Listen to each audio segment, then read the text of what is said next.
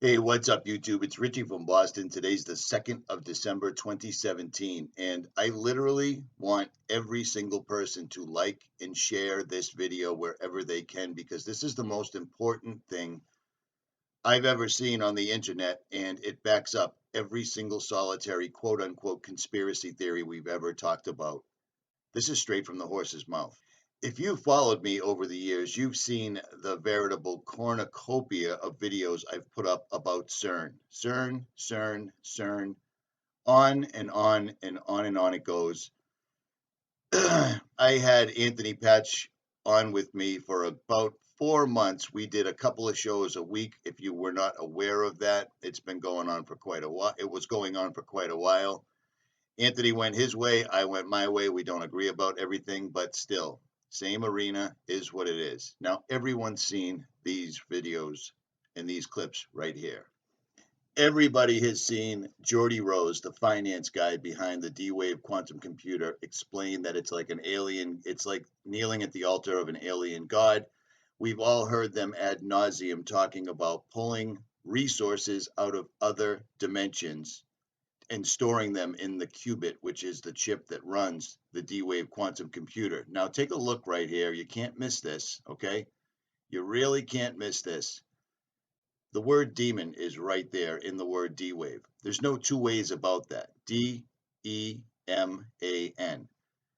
And of course, that's coincidental. It's the same thing. It's the same coincidence that puts the 666 in the CERN logo.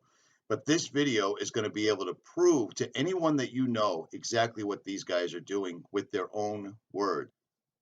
A lot of people think that Geordie Rose is the inventor of the D-Wave. Geordie Rose is the money man behind D-Wave.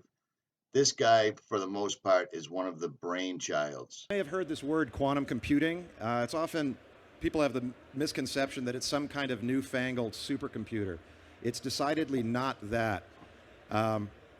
Quantum computers allow us to access hidden features of nature, new dimensions, and if we can access these sort of hidden dimensions at scale, we could have unimaginable computing power. Okay, so we've all heard that ad nauseum. These guys are not shy about it. They are straight up telling us they're pulling other dimensional beings and information from these beings, the all-seeing gods, whatever you want to call them, and they're bringing them back to our planet. How about that? Now, here's Geordie Rose in July talking in Vancouver, British Columbia, to a bunch of computer programming students, and he's trying to encourage them to come work for D-Wave. Now, Kindred, the first place you ever heard about Kindred on the internet was on this channel right here. I was talking about Kindred before anyone even knew what it was. Okay, if you guys remember, several months ago, I put out a video where the people at Kindred, which is the creator of the D-Wave, the finance guy behind the D-Wave quantum computer, Geordie Rose, he started a website, and I put it up. I'm going to say I was the first one to put it up. And when we put the website link up, there was nothing on it. It was okay. So you see that I put this up a long time ago, and now this plays. Now, real quick, let me show you somebody. These are drawings done by a writer called H.P. Lovecraft. H.P. Lovecraft is a very strange person whose both of his parents ended up committed. This guy admittedly had night terrors, and he wrote quote unquote science fiction. Parents were committed. He wanted to be a professional astronomer, but never finished high schools. He was best buddies with Harry Houdini, another person who was deeply steeped in the occult. He wrote 100,000 letters in his lifetime, didn't like sex. He suffered night terrors. He inspired Batman, Black Sabbath, South Park, and more. He's not buried under his headstone. And Cthulhu is one of the drawings I was just showing you. Now, why am I talking about H.P. Lovecraft? Well, because I'm not the only one talking about H.P. Lovecraft. I knew there would be something about the occult. Now, listen to this. Here's a video I put up about a year and a half ago, and it clearly shows CERN alluding to the Mandela effect. These guys were basically flaunting, or they were playing along, basically telling us that they were behind the Mandela effect. Now, why am I showing you H.P. Lovecraft? Why am I talking about the Mandela effect? Okay, here we go. Here's Geordie Rose in his own words explaining that what they're pulling through from other dimensions, it wouldn't be accurate to call them demons because demons doesn't quite sum it up. In this video right here, you're going to hear Geordie Rose in his own words explain that they have opened a literal tsunami and that mankind is not going to be ready for this. Here's Geordie in July talking about the Mandela effect, the quantum key to the pit, and the rumors that CERN and D-Wave are behind the Mandela effect. In his own words. Over the years there, I got sent pajamas, a whole bunch of stuff. There's lots of interesting things that happen when you build something like a quantum computer. But just as an aside, because I thought it was funny, one of the interesting things that's happened from the D-Wave story is there's this gigantic conspiracy that's arisen on the internet that goes like this. So D-Wave built quantum computers. The way that they work, if you know how this works, is one of the interpretations is that you tap into these parallel universes and they do computations. Sounds really weird, but notice that he tries to ridicule his own words. It sounds really weird. They tap into other dimensions, but he's clearly showing Anthony Patch, and he just basically glosses over the whole thing. But this is going to get much, much more serious. Now, and I also am playing this at a faster speed to avoid a copyright strike. So there's that. What's happened is this idea has been hijacked to describe something called the Mandela effect, which is this thing where the past changes. So think about something you know to be true from the past. And then imagine you went out on the internet and you can't find it at all. It's not there. It doesn't match with your experience. So these people think that D-Wave is responsible, and CERN. And of course, the quantum key to the abyss factors into it somehow. I'm not exactly sure how. Okay, so that's just D-Wave. I did that for about 15 years. Now, before I made this video, I called and I texted Anthony Patch to get him to comment on this, and he hasn't gotten back to me, and he probably won't. So there's that, because, why not? At any rate, this gets much worse. In this video, he's saying that he's basically done with D-Wave, and he's working with Kindred, and they're going to make AI robots that can do every single solitary thing a human can do, but better. Now, notice the symbolism on his shirt, because these guys are loaded with it, because everything that they're doing is on the occult level, which is why they surround themselves with symbolism at all time. They have to. It's part of the deal. You see what I'm saying? It's all coincidental, but these guys are constantly and always wearing the symbolism. But I digress. What you've heard about AI is not what we mean by AI. What we mean by AI is a software system that can do literally anything that a human can do. Literally anything. And obviously, computers are better at things than people in lots of different ways. So now imagine, not only can they do everything that a human can do, but they can do everything that the best human at any task could do better than them. So imagine there was the mental Olympics of the 100-meter dash, and Usain Bolt is the fastest person. Now imagine that's some kind of a mental thing, like writing a novel or writing whatever. Imagine now that the thing is so much faster than Usain Bolt, like, for example, it's a spaceship. Yeah. It's still doing the same thing, but it's doing it so much better because we're limited, because we're people. So what Kindred is trying to do is solve this problem. How do you build machines that are better than people at everything? Now, there's a mental block that we have here when we think about this. Because when you think about that, one of your questions might be, for example, what are the applications of this? So imagine this.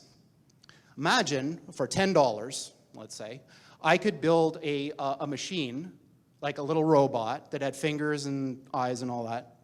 And it could do your job better than you, no matter what it is. And I could sell that to your employer for, say, $15 and make a profit, instead of having to pay you $100,000 a year.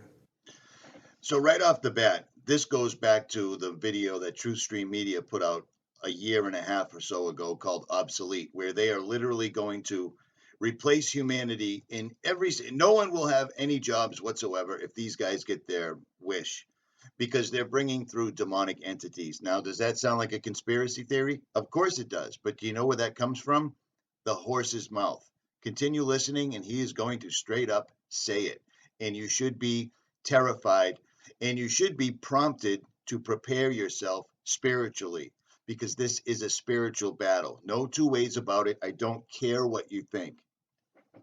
There's a reason that this was put in the Bible. There's just no two ways about it. For we wrestle not against flesh and blood, but against the rulers, against the authorities, against the powers of this dark world, and against the spiritual forces of evil in the heavenly realms. Now stay tuned, because Jordy is going to straight say this. And he also says the same thing that I say all the time. This is going on in the background, whether you know it or not. He also alludes to the fact that everyone's worried about the healthcare plan and sports and television and the news and politics, while this continues to march on in the background. I've listened to this exact interview with Jordy, or this presentation with Jordy. I've listened to it at least 15 times since yesterday. Now imagine that was true for every single job. So that's what we're talking about here, is a complete and utter transformative change that of the likes of which has never been seen before in the history of humanity, making the Industrial Revolution look like a little tiny blip on the path that humans have taken from when we emerged from the ooze a few billion years ago. We are right on the verge of that transition now. So this guy, 𝙿𝚁𝙾𝙾, is one of the most famous people in the academic world of AI. Now listen. This guy is the guy behind the D-Wave quantum computer, the only quantum computer in the world that is accessing other dimensions, according to what they are telling us. He is telling us that we are on the verge right now. So pay attention, because what he is going to say should shape your entire future. And like many, when asked, when will this happen, he says things like this. 25% chance within 13 years of this thing that I'm talking about. You know, when you think about what you read on the news, you know, CNN, BuzzFeed, whatever, they're all kind of the same nowadays. Think about how unimportant that thing is that you're reading if this is true. Yeah? So what does this have to do with aliens? So Sam Harris, who I quite admire, is a very interesting guy, was reciting this parable at a TED Talk that he was giving, and it goes something like this. So, say I'm the President of the United States. So I receive this message from the heavens. So my microwave dish, my SETI dish, finally captures something. And what it says is, in 50 years, or 13 years, we're coming to your planet. You got to be ready. Now just imagine what would happen if that happened. A super intelligent alien race beamed down a message to all of us Earthlings saying, we're coming July 13th, 2030, and boy, you better be ready, because the mothership is landing right on the front lawn of the White House, or wherever you wanted to land, on that day. The amount of resources that would be marshaled to try to figure out what to do would encompass the whole world. AI is just like that. So when this thing that I'm talking about happens, it's going to be exactly the thing that you're thinking about those super intelligent AIs. So the one thing I can tell you is they're not going to be like us. So alien means, you know, different. These things that we're building are not going to be people. They might be really smart, they might be really good at all sorts of different things, but they're not going to be like us. They're going to be aliens. And they're going to be, I'm sorry to say, way smarter than every single person in this room. Now pay attention, because he's literally disclosing right this moment that we can't even comprehend. So this, of course, triggers a lot of alarm. One of the guys who talks about this is Elon, who says things like this, like, when you do this, beware. Because you think, just like the guy in the stories, that when you do this, you're going to put that little guy in a pentagram, and you're going to have your holy water out, and you're going to wave it at the thing, and by God, it's going to do exactly what you say and not one thing more, but it never works out that way. So this is an attitude that some are having, this emerging alarmism about the way this is going to go. But these words, demons, doesn't capture the essence of what's happening here. I I don't know if any of you are turn-of-the-century weird fiction fans, but there's this guy named H.P. Lovecraft, who's a very famous American weird fiction author. And he espoused a view which is called cosmicism. And the essence of cosmicism is cosmic indifference. So what he was saying is basically, yes, there are these massively intelligent entities out there, but they're not good, they're not evil. They just don't give a shit about you even in the slightest. The same way that you don't care about an ant is the same way they're not going to care about you. And these things that we're summoning into the world now are not demons, they're not evil. Same way that you don't care about an ant is the same way they're not going to care about you. And these things that we're summoning into the world now are not demons, they're not evil, but they're more like the Lovecraftian great old ones. There are entities that are not necessarily going to be aligned with what we want. Now, you can spin that any which way you like. He has straight up told you these entities that we're summoning into this world. He's putting a call to action out. He's sitting in front of a classroom full of code writing students and asking them to come on board right now. He's already said that they've opened the floodgates. He's already described what they were. He's already saying that they will appear to be quote unquote alien. If you want to stay in your holiday season, your safe space, whatever you want, this is what we've been telling you for years, and this is why we've been telling you, because while everyone else is watching BuzzFeed and CNN and NFL and everything else, some of us have been studying this ad nauseum. This is it. Aligned with what we want. So this transition is really, really massively important for our entire species to navigate. And going back to that thing that Sam Harris was saying, nobody is paying attention. This thing is happening in the background while people bicker about politics and what's going to be in the healthcare plan in the US. And underneath it all is this rising tsunami that, if we're not careful, is going to wipe us all out.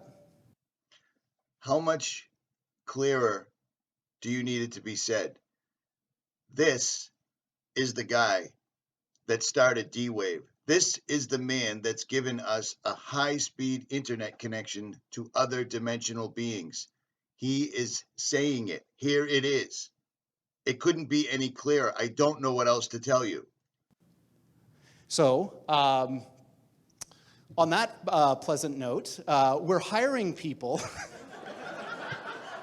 to try to make something like this happen. Of course, you know, this is a very difficult project, of course, and I'm kind of a little bit tongue-in-cheek about all this, like, you know, how bad things are, because it's not really like that. You know, technology is a double-edged sword. Even something like this, it's agnostic. It depends who wields it. If you want to have a say in how all this goes down, you can't sit on the sidelines. You want to have a say. Do you understand what I'm saying? They are absolutely addressing us straight up. It doesn't get any clearer than that. And he is completely said this. Full armor of God. This is no joke. I haven't seen this information anywhere else whatsoever at all. Richie from Boston, share this. I'm out.